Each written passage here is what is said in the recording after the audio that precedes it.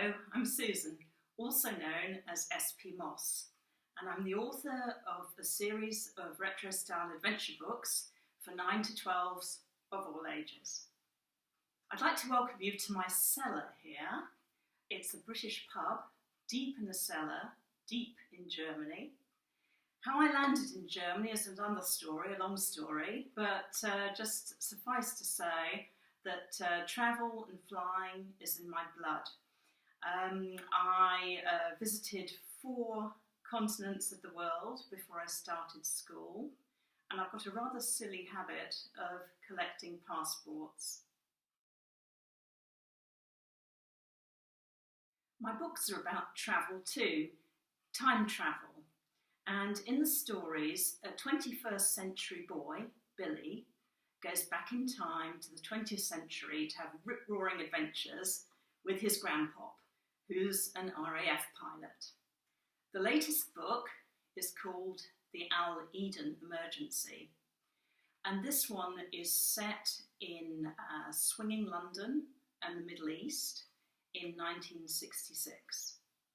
The fictitious place Al Eden is actually based on Aden, now current-day Yemen, where I lived when I was a little girl. The story is jam-packed with thrills and spills. There are scorpions and sharks, amazing aircraft and ancient prophecies. And in the middle of all of this, Billy's friend Radar has been kidnapped for a sinister rebel army which is being built up to fulfill its mysterious leader's evil ambitions. The strapline for the series is "The past is a dangerous country."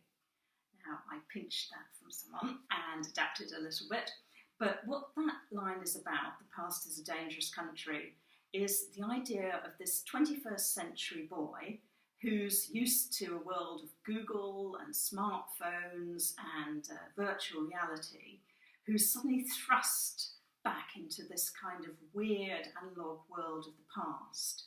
There are no pause buttons, there's no play again, and the pilots certainly aren't on automatic. There are a lot of books today for children and young teens which are very much about domestic dramas and the kind of issues that people are facing today.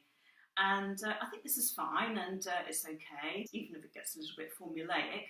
But I think there's also a real yearning for escapism to the kind of rip-roaring adventures of the past. And that was my idea, really, to reinvent the idea of the boy's own adventure, but very much for the 21st century boy or girl.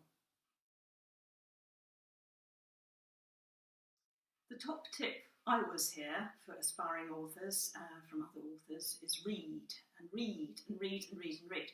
And they're right, of course. So I would actually add to that something which is read, yeah, but also listen, watch and play. Because it doesn't always just have to be about writing. There are so many new media and opportunities these days compared to what I had when I was growing up. So an author is another name for an originator. And what you originate doesn't have to be a novel. It could be a cartoon, it could be a TV series, it could be a graphic novel, or it could even be a game.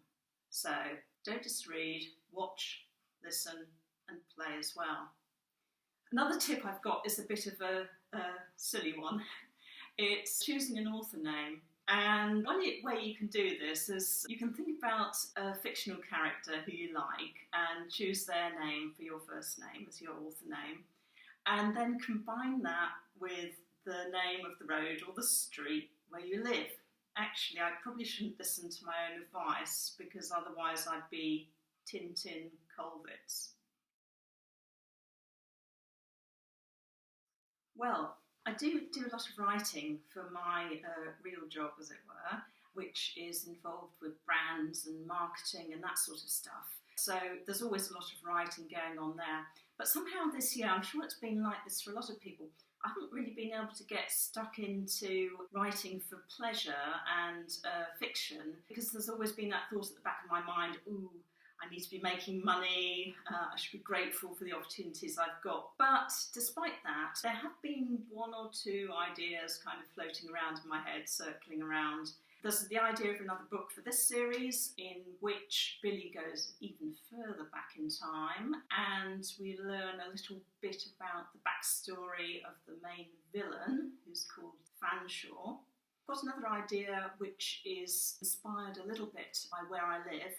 Not this pub, of course, but Germany, and there's an idea brewing away there. If you'd like to find out more about me and my books, you can jet off to my website, which is Burmeon.com, or else you can find me on Facebook under The Bother in Burmeon and Chums, or I'm also on Instagram under my author name S.P.